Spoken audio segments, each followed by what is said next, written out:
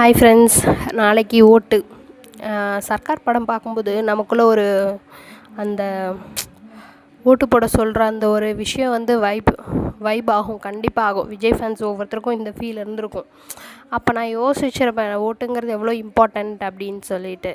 ஆனால் விஜய் அரசியல் வந்ததுக்கப்புறம் இவ்வளோலாம் அரசியலில் நடக்குதாங்கிறது எனக்கு அதுக்கப்புறம் தான் தெரியும். அது வரைக்கும் முதலமைச்சர்னால் மட்டும்தான் அப்படி தான் தெரியும்.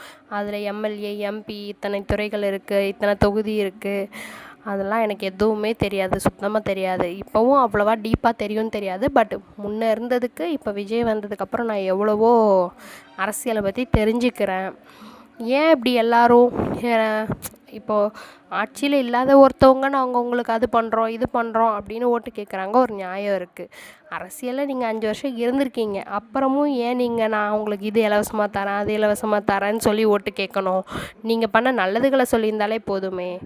ஏன் இதை யாரும் யோசிக்க மாட்டுறாங்க? ஏன் இன்னும் டிஎம்கேக்கு இவ்வளோ ஃபேன்ஸ் இருக்காங்க? எனக்கு எதுவுமே புரியல.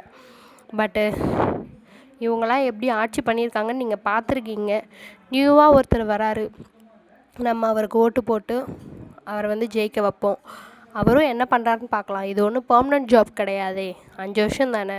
விஜய் ஒழுங்காக பண்ணலைன்னா அடுத்த 5 வருஷத்தில் மாற்றிடலாம். அவர் நாட்டை மாற்றினார்னா அவரே கண்டினியூ பண்ணட்டும். மற்றபடி ஒரே கட்சி தான் ஆளணும் அப்படியெல்லாம் அவங்களுக்கு சொத்தே இல்லைன்னு சொல்கிறாங்க.